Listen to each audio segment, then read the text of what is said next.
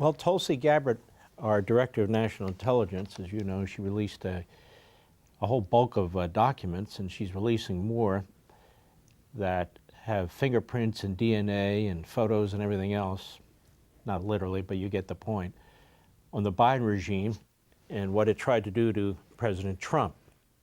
And this material's out there, there will be more. And I'm guessing for many of you it's kind of confusing. So I want to break it down very generally, and then we'll get into some of the specifics. We broke this story, I did, on March 3rd, 2017 on radio. As I was doing my radio prep and I had newspapers and I had printed out stories, I started to see a pattern of leaks. And the leaks were intended to smear Donald Trump with Russia. Then I said, wait a minute, let me go back further. And I went back further prior to March 2017 when President Trump was candidate Trump. And I started to look and I said, whoa, whoa, whoa. This has been going on literally for months, these leaks. Now, as a former chief of staff to an attorney general, the FBI reports to the attorney general, as many people now know.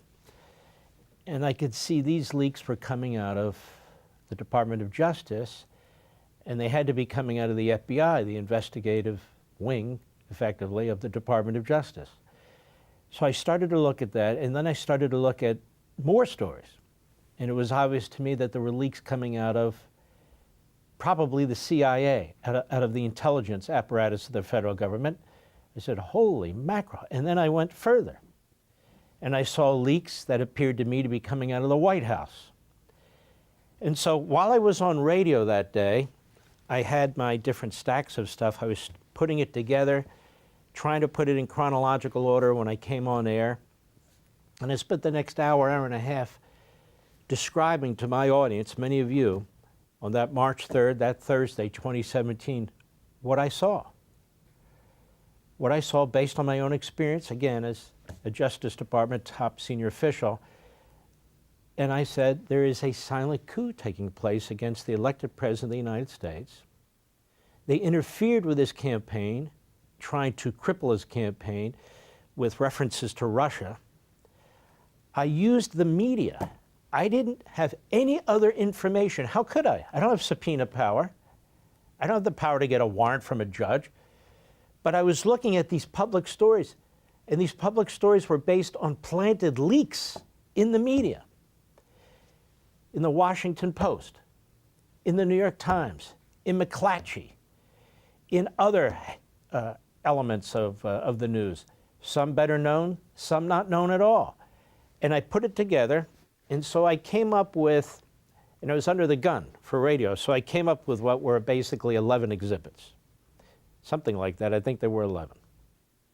And I laid out the case with the opening bell as the radio program began on this silent coup against President Trump. That's what I called it, as opposed to a military coup or a violent coup. Coming out of the federal bureaucracy, starting with the Obama-Biden regime, and going into president-elect period of time, and then after the inauguration, into March 3rd, 2017. Then as the show was over, the media picked up on this.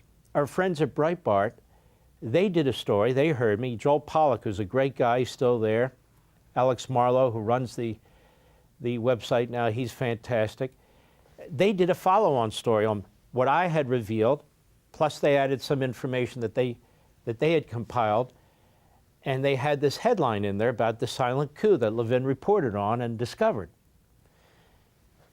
That weekend, apparently somebody presented the president with this Breitbart article, or maybe he checked it himself, and this is when he said, my wires were tapped.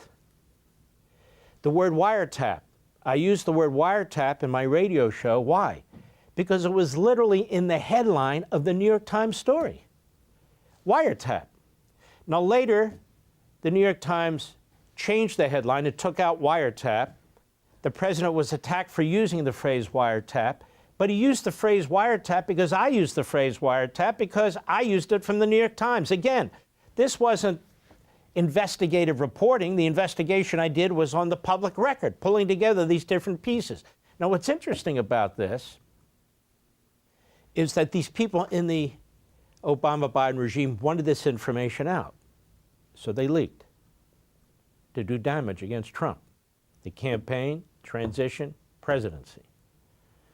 The media wanted to do damage against Trump, so they basically colluded with, conspired with these Obama-Biden officials, and they were feeding each other information, and they were running these stories. And so that's how I began to piece them together, because I could see what was taking place over a period of months. And it intensified after the election, and really intensified after the president was sworn in as president for his first term. Now, after I went through these things on that Thursday, after Breitbart wrote its piece, that Sunday, what would it have been, March 5th, whatever it was, March 5th or 6th, 2017, I was invited on Fox and Friends Sunday. And Pete Hegseth was obviously one of the hosts, and he interviewed me. And it went on for like 20 minutes. And they busted through their commercials. I was supposed to do like a 6-minute hit, but they wanted me to describe what I had described on my radio show. And so I had the benefit then of pulling together all the exhibits, putting them in order, and going through one after the other, after the other, after the other that Sunday morning. And at the end of the interview, or the coming to the end of the interview, one of the hosts said to me, was Obama involved? Does Obama know about this? And I thought to myself, well, obviously I don't have direct evidence, but how could he not? What do you mean, Mark? How did I know about it? The public record. Of course Obama knew about it. He gets these newspapers, he gets these articles too. But even more, it's his government doing these things. We later learned about a big powwow they had in the Oval Office. Biden was there, the acting attorney general was there, Comey, the head of the FBI, was there, and some others. And of course, General Flynn got caught up in all this too, at the end of the process. And so they spent maybe 2 weeks, I'd say, Mr. Producer, trashing me, that I was coming up with conspiracy theories. Well, how could I be coming up with conspiracy theories? I'm using their reporting. And I kept saying over and over again, how is this a conspiracy theory? You wrote this, you over there, you wrote this, you over there, you reported this, you over there, you said this. I'm just putting them all together. But they couldn't chase me off. I'm like a bulldog on this stuff. I got very little support in the media in which I live, on talk radio or TV. I got very little support. Of course, at Blaze, I got total support in terms of people coming to my defense, but it didn't matter. Then eventually, some of the other hosts picked up and started running with stories and trying to track it down and so forth and so on, used a lot of the stuff we'd originally come up with. So it took off. That's how this started. So when Tulsi Gabbard, now the director of National Intel, the overarching umbrella over all of our intelligence activities, puts out this information, what happens? Well, we have some legal analysts, never Trumpers. We have some legal analysts on left-wing cable and network TV.